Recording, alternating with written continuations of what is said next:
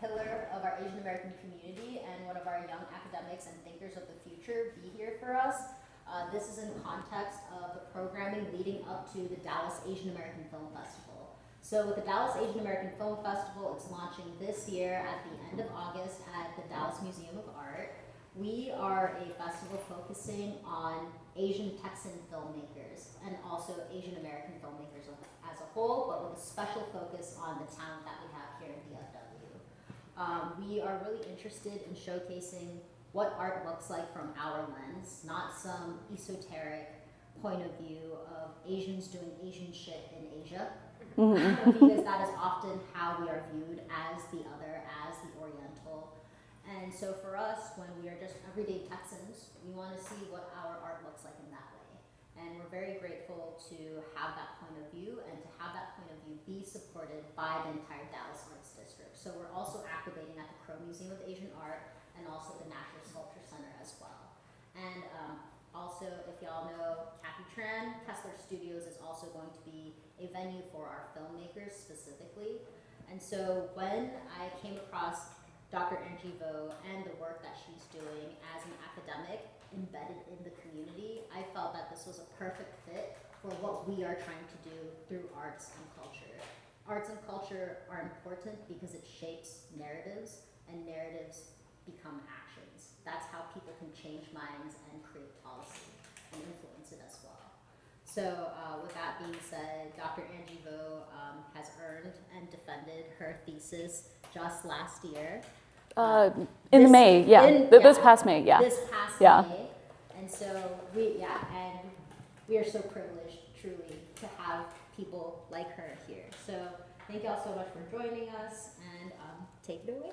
All right, thank you so much, Christina, for that warm welcome and introduction. And it is an honor and a privilege to be able to be standing in front of you guys here today and give a glimpse into my academic research, and also being able to bridge the gap between academia and us as lay people, and what we can do as creators and filmmakers as we move forward in this new emerging age of technologies and also culture as well.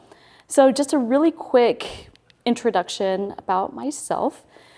My research lies in Asian American studies, critical media studies, and community-based participatory research. So anything that has to do with mobilizing within the Asian American communities and just building communities and promoting language and culture and stuff like that, that is my bread and butter. And my dissertation at UT Dallas explored digital Asian American activism, how we mobilize online, and the challenges that come with it, and the affordances and the tensions that come with it. That was my dissertation. My current interests are, again, critical media studies, but also surveillance studies and political communication. So anything that has to do with mobilizing online and talking about politics and what that means for digital users, and how we mobilize and how we censor ourselves in fear of surveillance. That is the core of my research. And if you have any questions or comments or complaints, definitely my email's right here, and I could provide that to you guys post as well.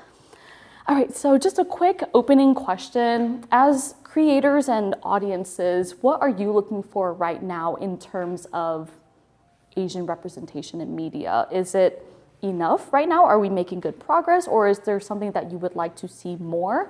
Or are there any critiques that you see with the current representation that we have in 2026? Anything so far?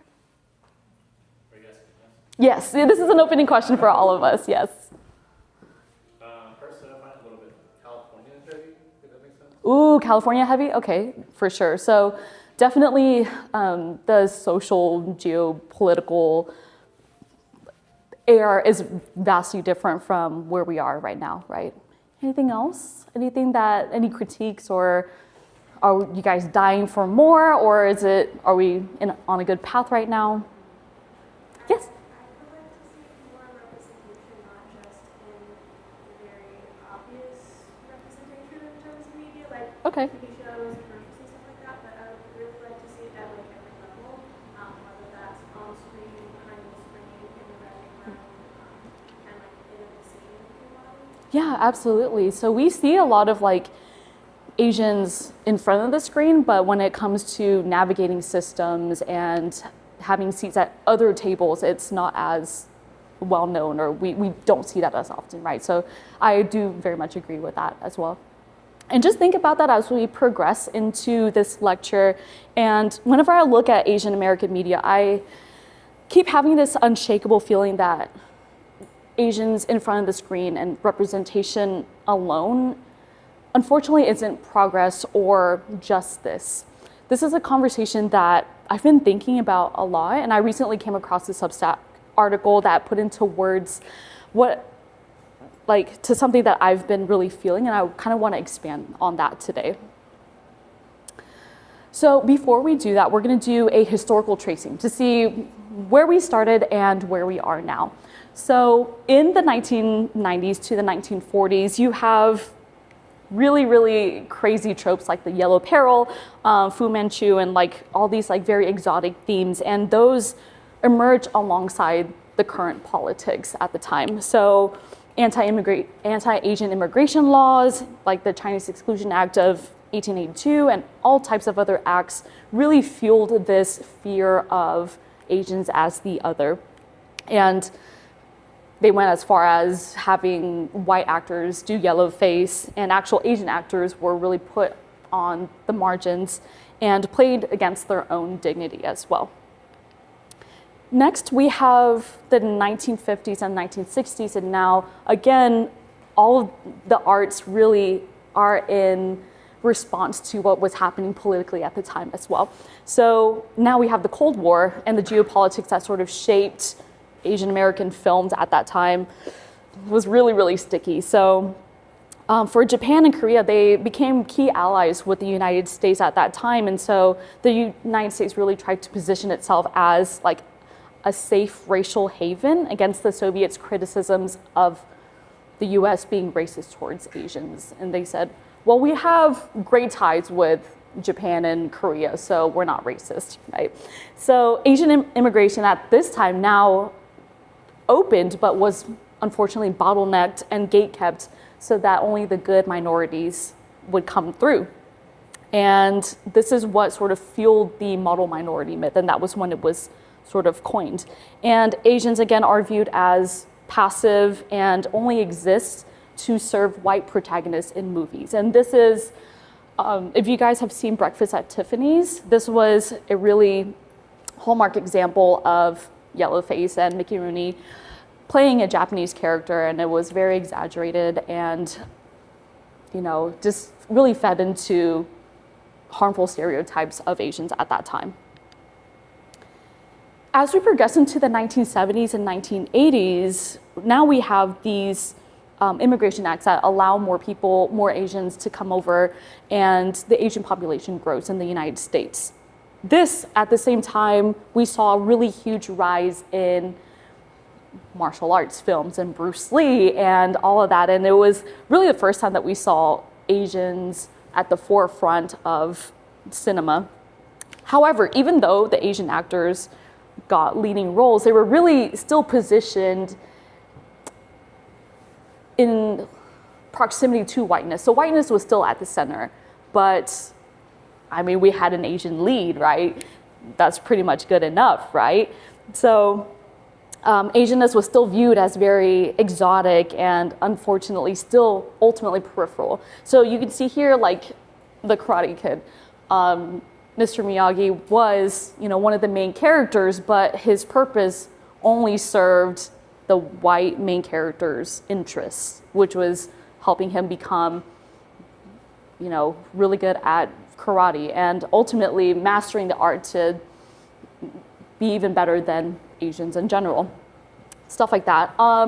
There's this cop movie that, you know, really centered Asianness as like the adversary, which is quite strange. But again, this was all like Asianness in proximity to whiteness as the center.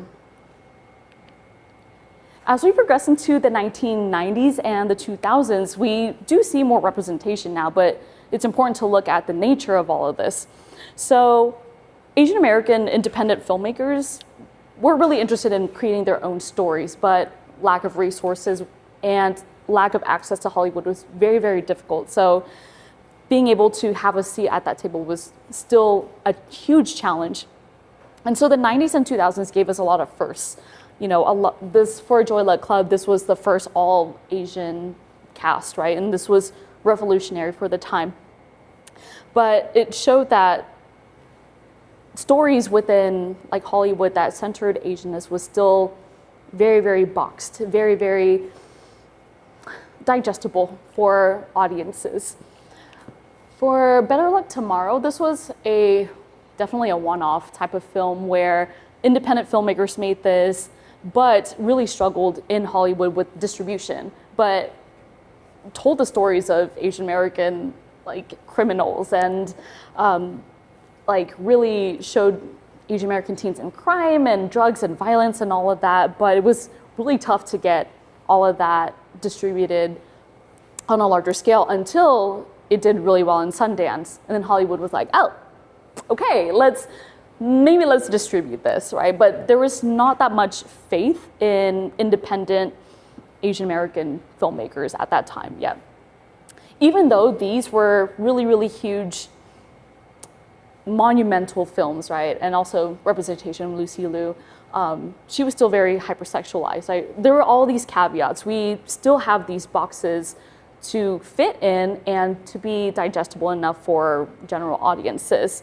But what about working class Asians? What about Southeast Asians? What about queer Asians? That really wasn't at the forefront or something that was really entertained at all by Hollywood and the general public. As we move into the 2000s and the 2020s, there were a lot of firsts. There were a lot of major breakthroughs, which was very exciting.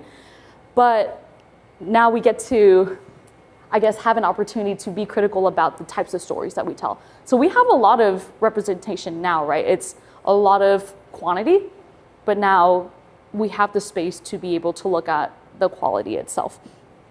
So who is getting greenlit? Which stories are getting greenlit? We see a lot of East Asian stories dominate, but what about, again, South Asian, Southeast Asian, queer, working class Asians? These were still very, very underrepresented. And I know the text is a little small, but for example, Crazy Rich Asians, massive success, really, really huge success.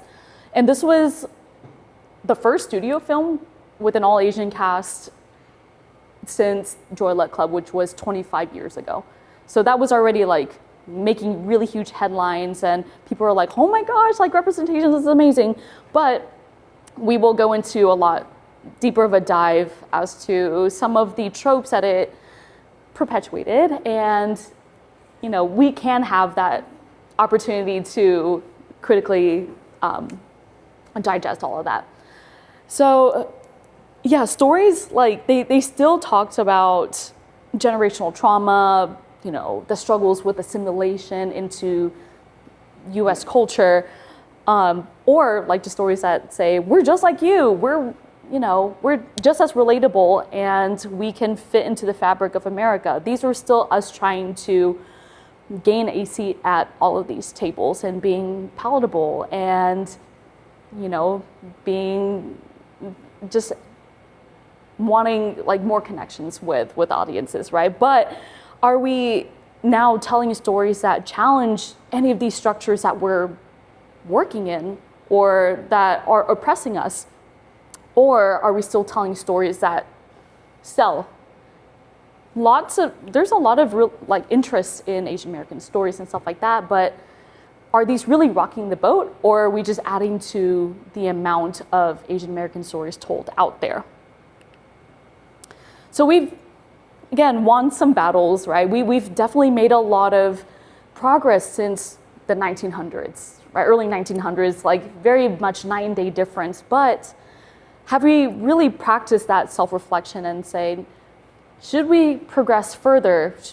Should we be doing more work now? What type of seats are we sitting at? And what are we asked to sacrifice when we sit at these tables?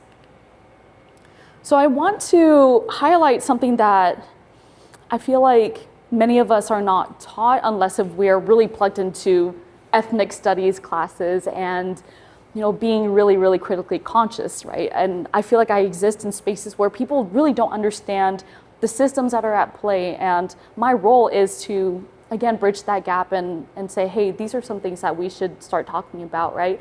And so I acknowledge that all of us come from very diverse backgrounds. We have academics here, we have lay people here, and we have people that are just curious. And so the explorations that we take moving forward from this slide is more either to serve as a reminder or to teach us these valuable tools to criticize and to be very just critical about the media that we not only consume but create. So the original vision of Asian America in 1968 was vastly different from what we have now. So the term Asian American was actually coined as a radical label of self-determination in response to that original term of Oriental. So this was created in response to that. And this had a political agenda of equality, anti-racism, and anti-imperialism. And this was during the time of the Asian American movement in the 1960s and 1970s, where everyone in these movements got together and said, we need to critique these systems of power, we need to build solidarities with Black and Brown communities and move forward from there, because we are not free until everybody is free. This term was coined by two UC Berkeley graduate students in 1968 and was used to protest that labor exploitation and racism, and also war and imperialism. Okay, so that term, what ended up happening to it?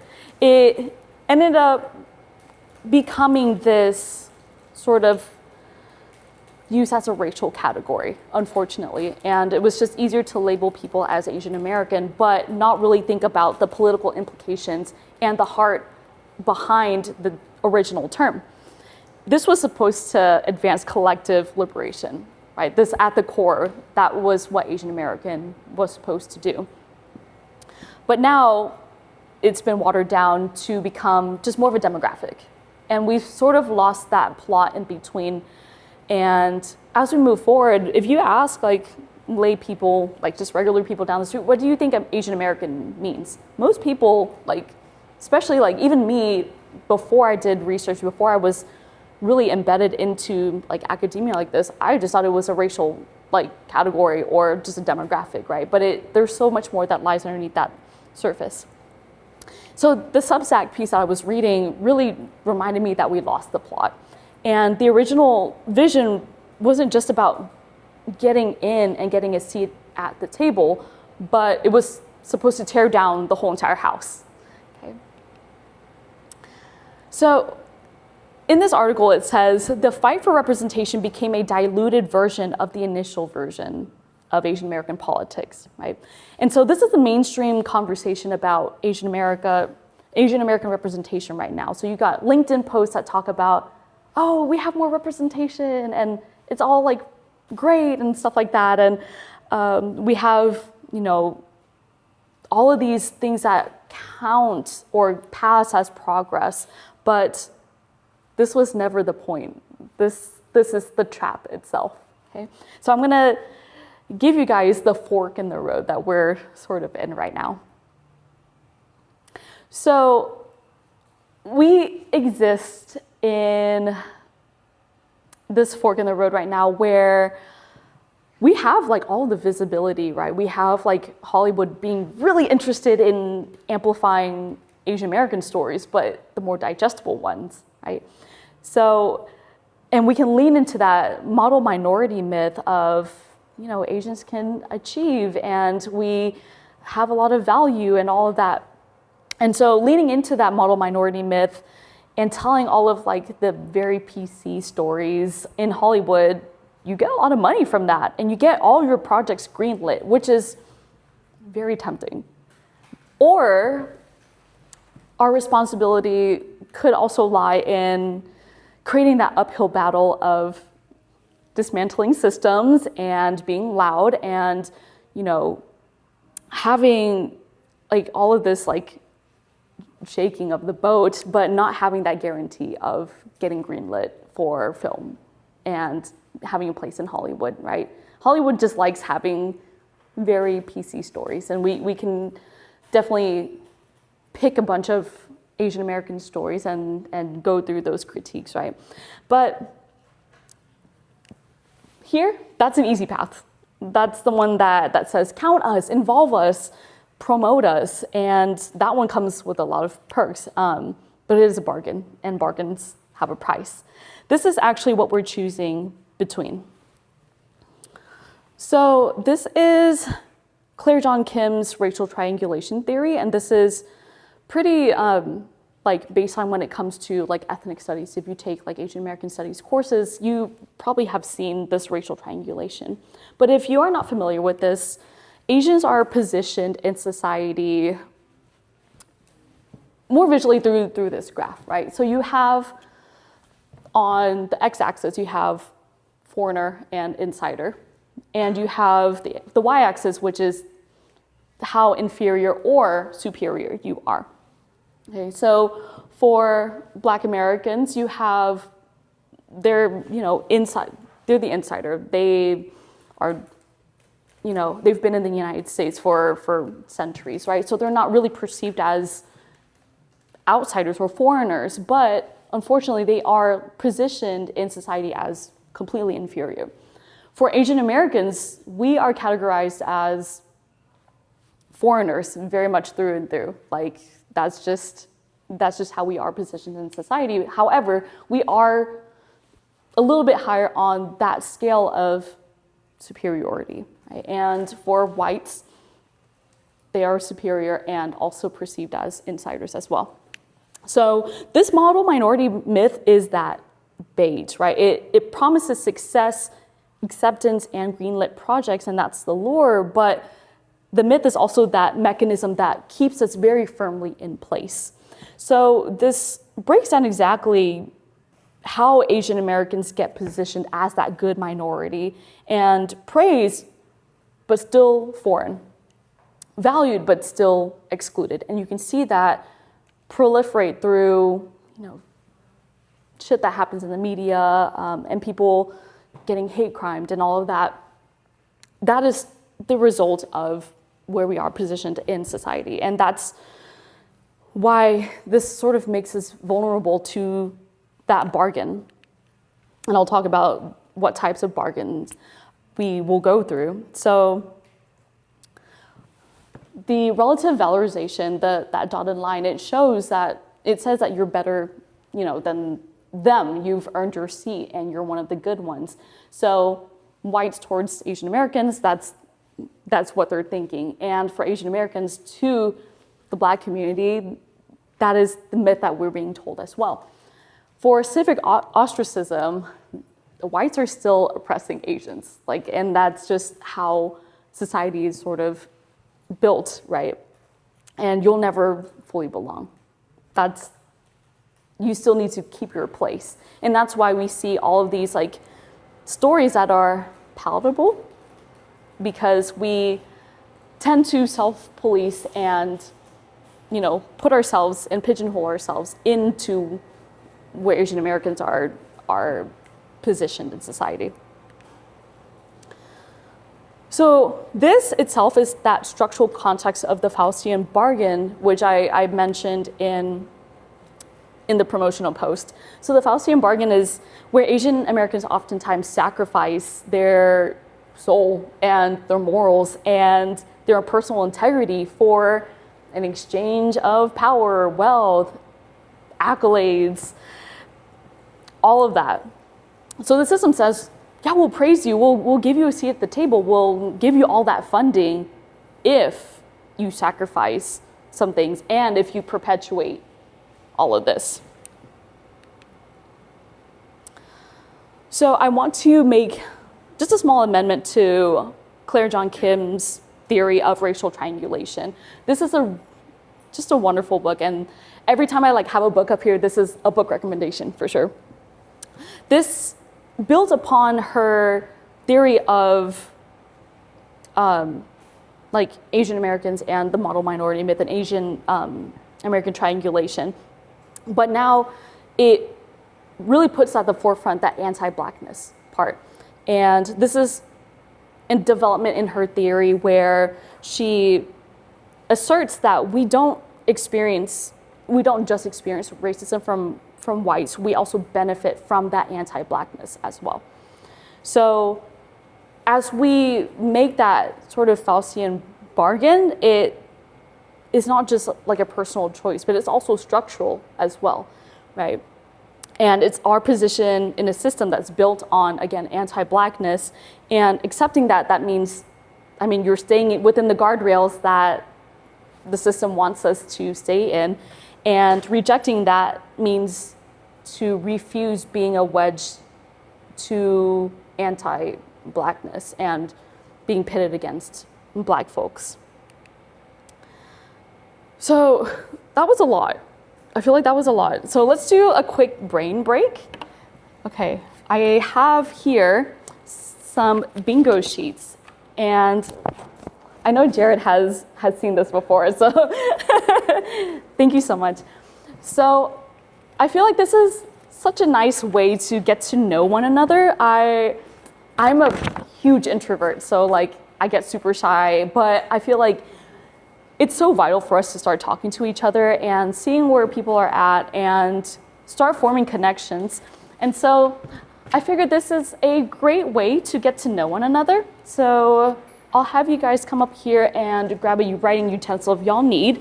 But I have all of these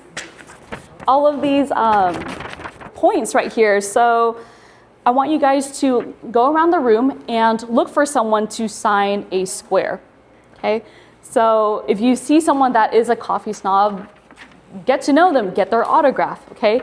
So what I want us to do for the first round is to do 5 in a row, just 5 in a row, and get 5 separate autographs. And I want you guys to not duplicate this time around, okay? I think we have enough people where we don't duplicate. So I'm gonna have everyone stand and we're gonna go around the room and let's work towards getting 5 in a row, okay? All right.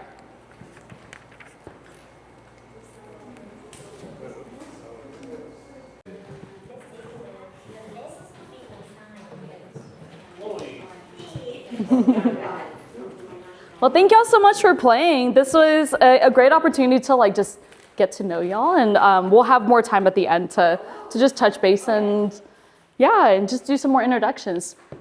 Okay, let's go ahead and start looking at some case studies. I think it's really important that we laid the foundation with like theory, but now let's look at actual films and where they excel, but like where we need a lot more work in terms of representation. Okay, so we are all familiar with Crazy Rich Asians. That was one of like the monumental films within the 2010s, right? And it sparked a lot of conversation about representation and what that looks like moving forward, and having really like widespread like interest within Hollywood, right? So for Crazy Rich Asians, we have like a full Asian cast, right? And that was really huge, and people wrote a lot of think pieces about it, and there was a lot of media attention. But if we really peel back the covers behind like the flashy and beautiful, arguably very beautiful movie, we see a lot of class elitism, right? So we really do not see working class individuals here. And it also reinforces colonial beauty standards as well. So we have Henry Golding, very handsome man, but is half Asian, half white, and really like leans into those Eurasian beauty standards as well. And so for Hollywood, it was like, we still see a lot of very Eurocentric beauty standards there.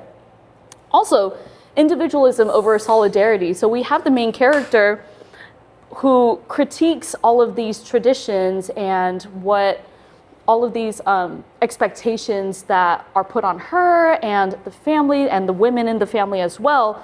But there was never really a conversation to be had about the systems that reinforced all of that. So it was still a very individual problem that she was navigating as she was entering a very traditional family.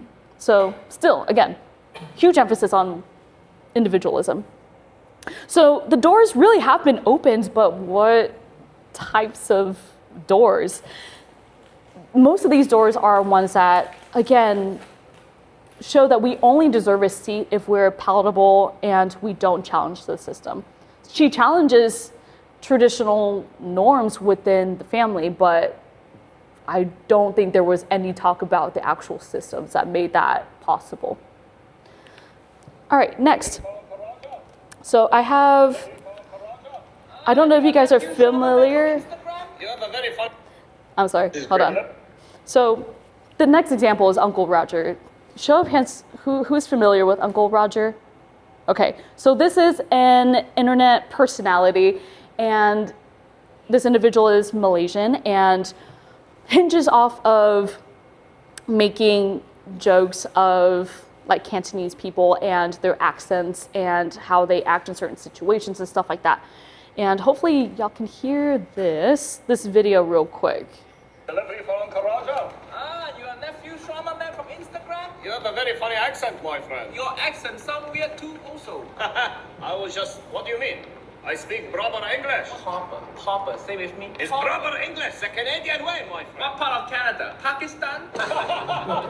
You must be listening in Malaysian. And you must be speaking in Shwama. Your accent sounds like it's doing kung fu. And your accent sound like TSA additional screening. Thank you for the Have a great day. Great day, have a great day. A bit. Abbas, stop the car.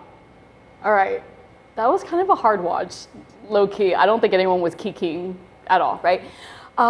So I wanted to bring this up because I remember when he first started getting popular, I was just so agitated and couldn't understand why, right? Until I had more tools to really verbalize what I was feeling and the systems that were at play here.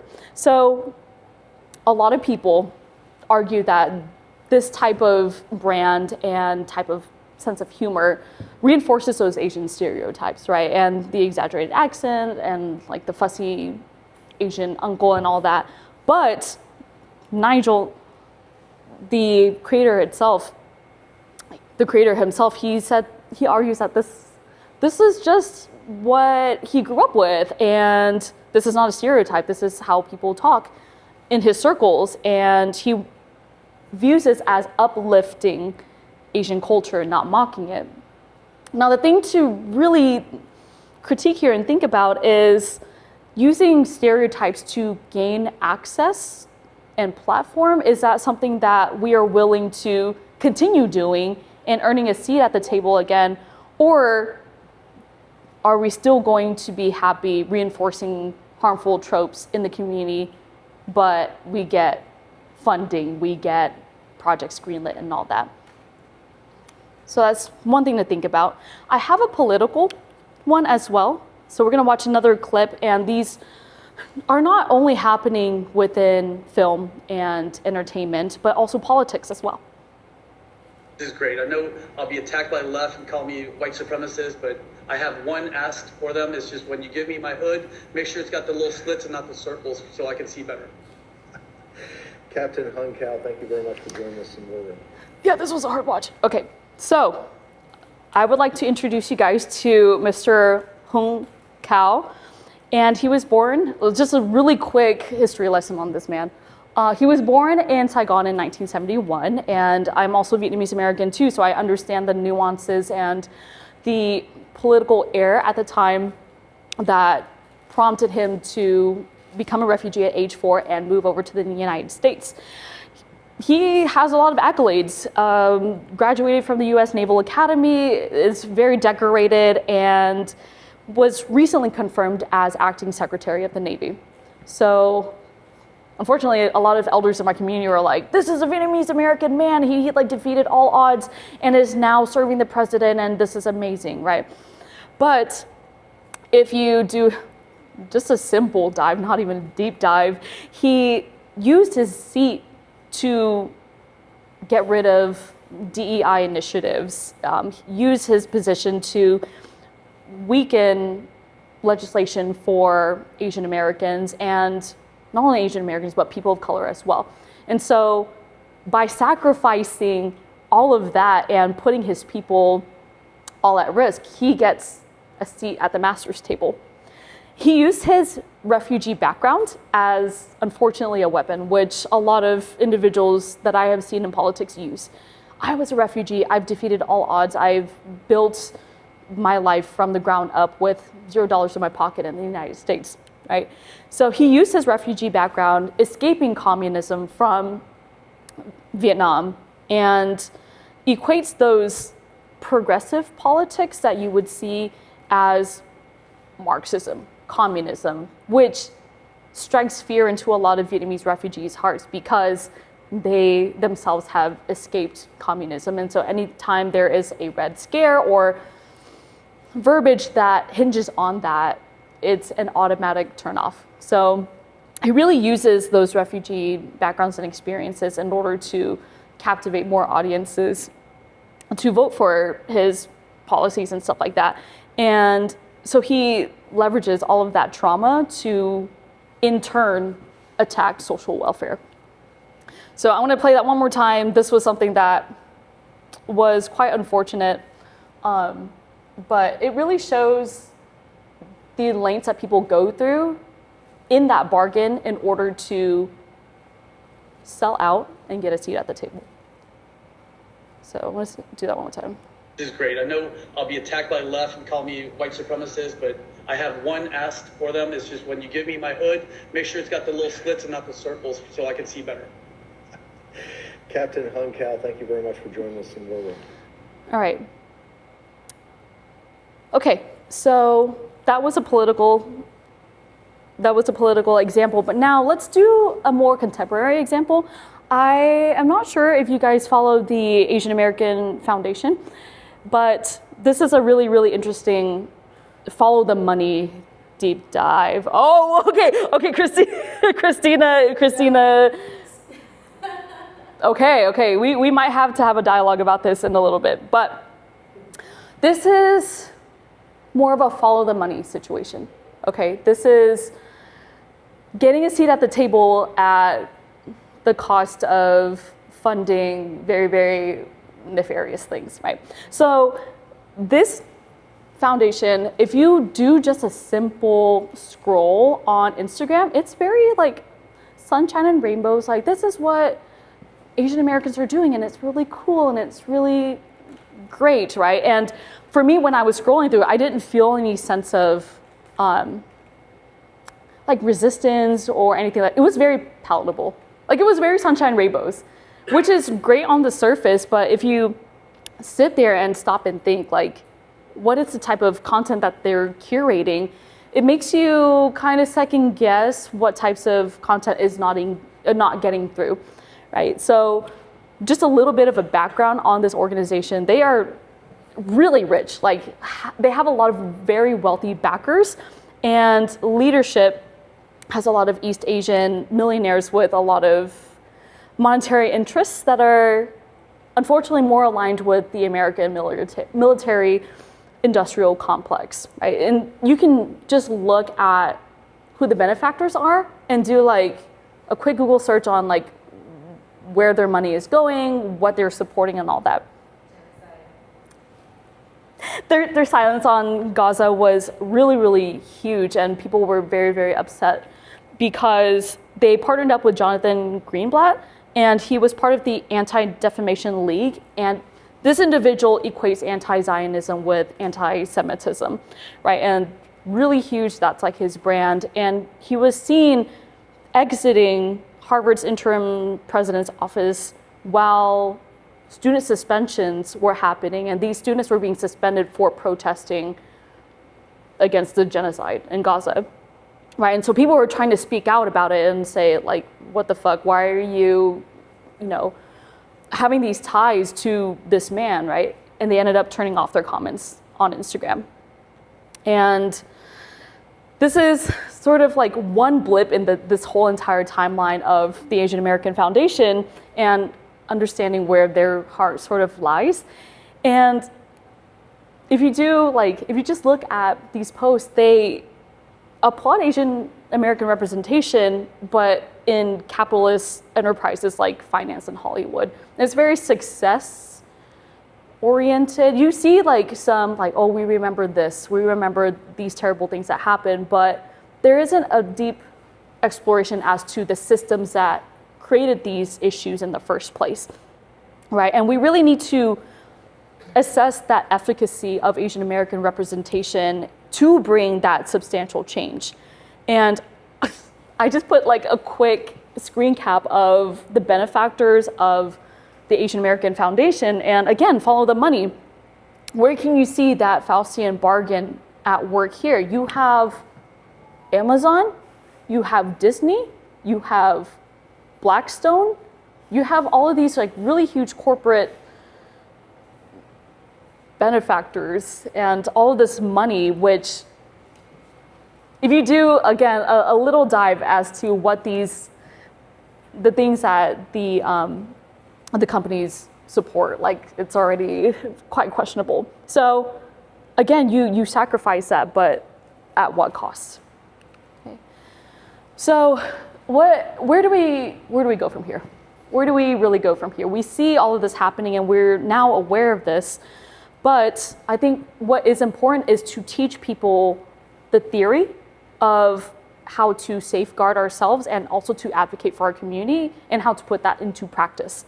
So we have decolonialism, we have anti-imperialism, and solidarity with Black and Brown communities, which are the three that I feel like are so important as we continue to create and also consume content as well. This is something that you really want to consume and support if we're not really moving the needle for Asian Americans. Okay, so these are the three book recommendations. Very highly recommend. And I'll go through these in a second. So for decolonialism, this is where we challenge those colonial myths that were embedded in culture and society by colonizers, right? And those really shape how our stories are told. So we must center perspectives from Asian Americans and bringing forth like values and aesthetics that really are indicative of the communities that we come from. And we can see that if I do like a quick like backwards exploration of colonial like tendrils in representation, you can see that in obviously very early 1950s, 1960s, and the perception of Asian Americans within the context of like colonial powers, right? Okay. So we have decolonizing our understanding and how we write those stories. Anti-imperialism. One thing that I feel like is super important is being able to oppose US militarism. And I think that was one of the core tenets of the original Asian American movement, is to continue opposing wars, especially backed by US wars, right? And as our stories are like being told, are we critiquing empire at all? Are we really even giving that a thought? Because it bleeds into so many other aspects of our lives as well. Or are we staying silent to get more funding and more visibility and just sort of ignore that?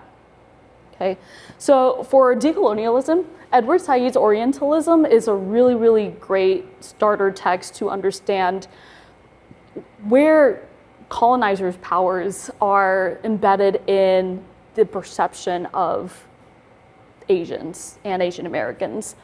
For anti-imperialism, this is a zine called Ghidra, and it has been documented and like scanned and stuff like that. And it ran from the late 1960s to the early 1970s. And this was a very progressive zine that really reported on what was happening within the world and also tying that into how that affects our lives and helping people understand the powers that are at play. And this was like a very community-based type of zine. There were a lot of people that helped out and write and distribute and all that. And it was a way for people just to educate one another. It was very boots on the ground journalism and constantly taught people how to critique global powers and imperialism and colonialism as well. Last but not least, solidarity with Black and brown communities. As creators and like as filmmakers, as people, as actors, people who are in front of the camera, we need to be aware of that model minority myth and how that pits us against Black and brown communities. And Michika and I actually are keeping each other accountable to read this from front to back. And this is a collection of essays from Black and Asian like feminists that have written essays about their experience, and there are also poems in there as well. And it really highlights the need and how vital it is to forge these solidarities between Black and Asian communities. So this is a wonderful read, highly, highly recommend. Last but not least, I wanted to touch really quickly on Michel Foucault's concept of power, in that power is everywhere, and that means it's ours too. And the work that Stephanie and Christina and the whole entire DART team is doing is really taking it upon themselves to carve out new spaces for us. If it weren't for them, I wouldn't be standing here today and being able to do this, right? And so we have that opportunity to be able to carve our own spaces again and have that power. We don't have to wait for well-funded organizations in order to lead and do all of that. We can lean into collective action, and we can learn a lot from Stephanie and Christina as well, and the whole entire DART team. So I want to leave you guys with some questions for yourselves.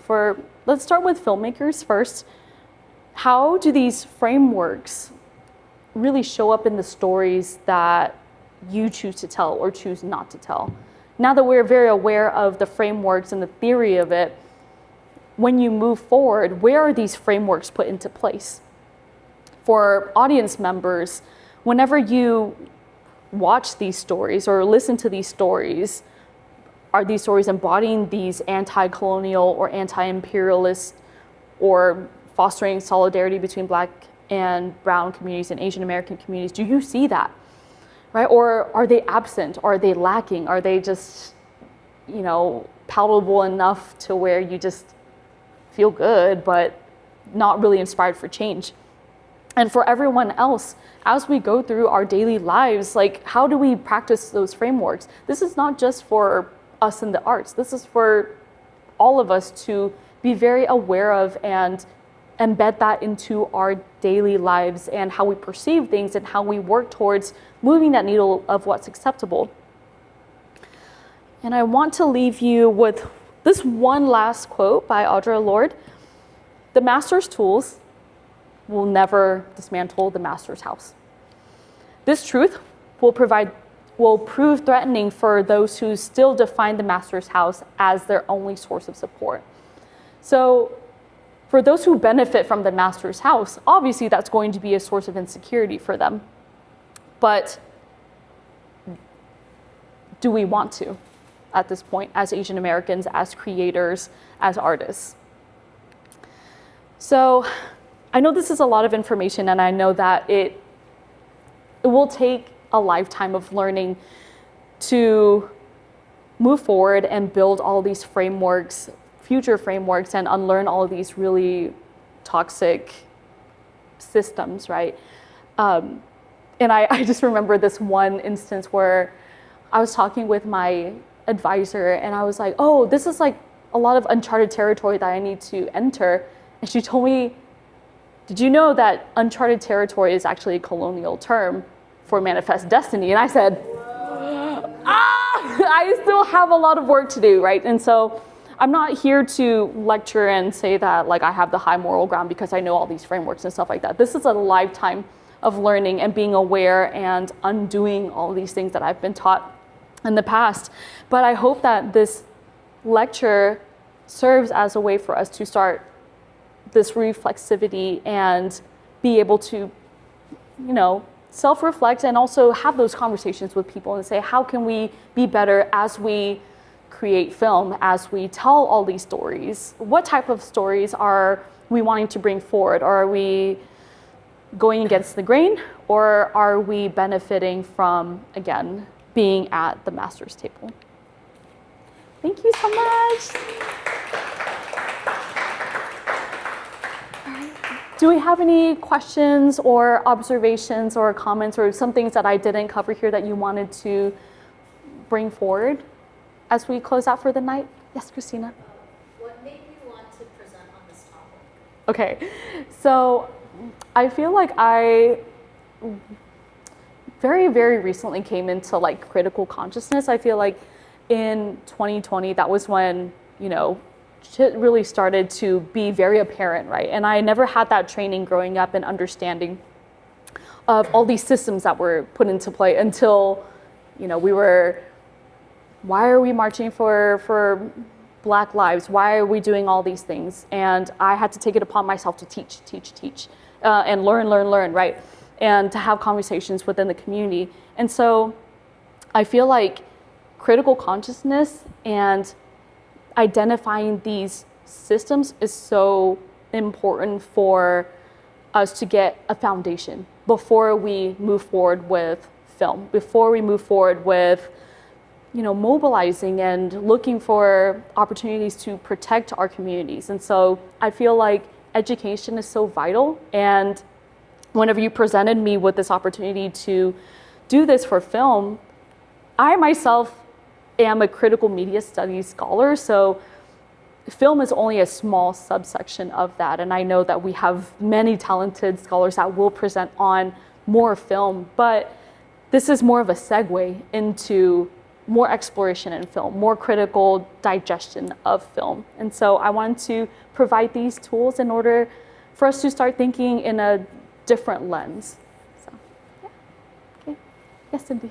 So there's a lot of theory that I think that presented here that was extremely insightful, and I think you did a great job presenting it. What is like one practical way that somebody can implement something like tomorrow, say? Because there's kind of stuff that's like abstract. What can we do? Oh, right? absolutely. Yeah. Yeah. I feel like one thing that I do suggest for people that really don't know where to start would be moving the needle of what's acceptable and what's not acceptable, right? And this is just in regular conversations with people. And it could be just the way that people view things, or like starting to, like for us to start educating people on, that comes from this, right? And just like kind of sprinkling it throughout. I feel like for me, I exist in between different communities that are very polarized. I exist here, but also in communities that are unfortunately very pro-Trump, very far right leaning. And so being able to meet people where they're at and just having that conversation like, hey, that's actually something that we shouldn't be, perceiving or talking about or in that light, right? And so just like starting to have small conversations, it's very incremental, but as a community, if we can mobilize and have those conversations at a larger scale, I think that's what I would propose. Is if anything else, you can talk about the lecture and, just talk about, hey, let's take a look at some Asian American representation and why we need to do better. Just like small, very low commitment type of conversations. And again, meeting people where they're at, because I feel like right now everyone's so scared and just so paranoid. And also a lot of these things give like a very visceral reaction. So again, I think meeting people where they're at and seeing if they're open for conversation is a very huge move, even though it seems like very small. Okay, yes? Can you give us a great way to highlight when we ourselves it's really easy and obvious, like, oh, I had a reaction to this, like, this is bad, and you can kind of do your own thinking of, like, why or why not. But what are signs that you yourself have started to become complacent or stagnant in some of this awareness? Ooh, that is a very, very good question. Oh, no, this is so good. I feel like whenever you watch film, like sometimes that part of our brain just like sort of turns off and we're just there for entertainment, right? And I think that's the intended effect. But one thing that I would suggest is to keep educating yourself. The more that you read like these either think pieces, like just go on Substack. There are a lot of people that, you know, have really interesting explorations, and reading books and having these frameworks be a little bit more apparent in your life, I think is really, really helpful. Before I started my PhD program, I was just watching things at face value. And I came from a very scientific background, and I was like, this is a great movie, until like I was equipped with those tools, and it took me like 4 or 5 years to really continue practicing to employ those lenses. And so I think just continuing to have that curiosity, I feel like nobody's perfect, and people have very different lenses to take in film and other pieces of media as well. So it's not like, I feel like don't pressure yourself to be woke all the time. I think that's a very unrealistic expectation, just because of our positionalities and things that we are actively unlearning, but it's gonna take a while for us to do that and get to a certain point where we want to be, right? And so constantly educating yourself and having these lenses be more at the ready, it'll help with perceptions of media in general. Yeah, well, that was a really good question though. Everyone had wonderful questions. Any other questions? So what would Asian American film look like, do you think, personally? So I still think it's a little early for identity, because for example, you think of like Hong Kong cinema would be different than like Chinese cinema, even though it's Right. Chinese. Oh, not Chinese, well, you know what I mean. So, For sure. So I'm just curious. Yeah, I feel like, Christina, I would love for you to actually answer that. In terms of like your experience with like seeing some of these submissions, you don't have to like give away like the secret sauce, but like what has been like the era of Asian Texans submitting so far? Yeah, so the question was, what is Asian American cinema? Yeah, it's like Hong Kong cinema, these sort of stuff. Yeah. Okay, so I have like, Yeah. so I have several. Yeah. This is very. Well, so I have several thoughts on this, and it's also why. Oh, sorry. Let's see where the camera is.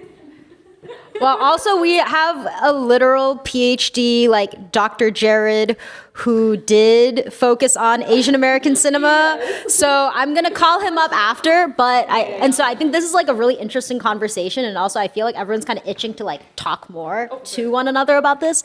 But I think first and foremost is that there cannot be a definitive capital A Asian, capital A American cinema category in a way that is monolithic, because that is antithetical to the nature of our existence. So right now, what we are doing with the Dallas Asian American Film Festival is first making sure that we're amplifying Asian American and specifically Asian Texan, but within that, interrogating our understanding of what it is that we conceive to be Asian.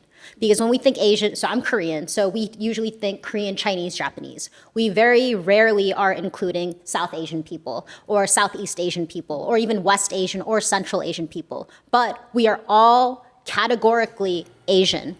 And so for us, when we are looking at our submissions, we are trying to make sure, and also Elishba was actually our screening lead this time around, so thank you so much for doing that. But we actually are very proud to say that our final selections are equally distributed amongst East Asian, Southeast Asian, and South Asian, and we also have some West Asian selections as well. And so for us, it's showing the ethnic diversity of what Asian can be. And then separately, I think with Asian American like cinema and media, it has a relationship to generations. So each generation, so there's a strong relationship then to immigration. And based on that, the stories look different. So the stories of Asian Americans, of Chinese and Filipinos in the 1800s in the US as they are doing labor look different than the stories of 1960s after the Immigration Act passes. And for the first time, Asian Americans are allowed into the country. But within that, only a specific type of Asian American is allowed. College educated, high earning. But when you come to the US, you are not allowed, those accolades don't transfer over. So that immigrant story looks really different. And then in Texas in the 2010s, we see a big boom of like Asian immigration like over here. And now Texas is home to the third largest population of Asians in the country. So our stories also then, even if you're 27 in Texas, look, being 27 in Orange County, California, or in New York as an Asian person looks and feels completely different. And so whereas my parents, they're Californian Koreans, so they actually grew up in California in the 80s, a lot of their stories were around not fitting in, being racially discriminated against, being made fun of for their accents, for their lunch boxes. That is old news to people on the coasts, but for people in the South, where our Asian American stories are reflecting more of what it looked like in the 80s, that's something that we can't say is like old, you know, like is like an overused trope. But at the same time, so specifically through DAAFF and the programming we're doing, we're interested in beyond trauma, beyond family relations, beyond all of these tropes that we are forced to like be exhausted into talking about. What does it look like when Asian Americans, Asian Texans just get to make stuff because they're artists? What does just our stuff, our joy, our like wackiness, our craziness look like? And so when it comes to Asian American cinema, my vision for the future is that it doesn't have to be Asian American, that it is simply what we do, but there's real power in understanding our strength of diversity as a community. And I'm sorry that was a really long answer, but thank you for that question. And then Jared, I'm gonna actually force you to respond as our actual subject matter expert on this. Oh, you want the camera on me too and the mic? Okay. Yeah, thanks Angie for having the time to share your thoughts with us, and thanks Christina for kind of the overview about what DAAFF is doing. So I don't know if this is being recorded, but to answer the questions about like Asian American cinema and kind of that brand distinction, it is a trick question, right? So all the things that Christina was talking about in terms of geographic location and identity formation, for me, the way that I've come to understand how to term Asian Americanness in cinema studies is from the top down through the power dynamics of Hollywood, in order to say, like, these are the people that give the award ceremonies, these awards to say, like, this is the best picture in this category through this genre, and it just happens to be Asian American screenwriting or narrative or actors or kind of like a dynamic makeup and composition of like crew and filmmakers. And so that aesthetic category is always fluctuating, which is what I argue overall in my research projects, trying to understand how to index those terms through history, which I think Angie did a really great job of like trying to kind of demarcate like the decades of like Yellow Peril through model minority myths, through kind of the fetishization of Asian American women in the early 90s. And so what I try to articulate more strongly is what's known as colorblind politics. And so thinking about Asian identity formation in the black-white binary of the United States specifically allows creatives to kind of siphon out and string out the narratives of race and ethnic culture and diasporic identity and healing from trauma and all of these systems of oppression that make it explicitly and distinctly Asian American, like American Asians, right? So there's a difference between that and also like diasporic kind of family migration flows coming in and out. And so it's a really tricky space, and not a lot of scholars are actually able to pin that down. There's a scholar from California, of course, but his name's Brian who is writing about the prestige of the Asian American film in A24 specifically. And so that representation, which I'll talk about in a couple weeks, is something that has always been shifting, especially through the late 2020s. And so thinking about like the Obama era, thinking about the Trump era, and thinking about how Asian Americans fit between those racial politics, just affects Hollywood representation in general. And so it's very, to put a pin on it, like it's very fluid. It's very hard for us to just like lump it in and have it be a static way of saying like this is what this is. And so that's my question that I'm always trying to kind of wrestle with.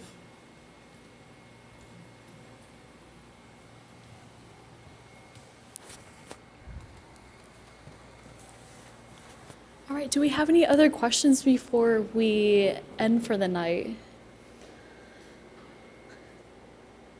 All right, let's give Angie another round. Thank y'all so much. It's a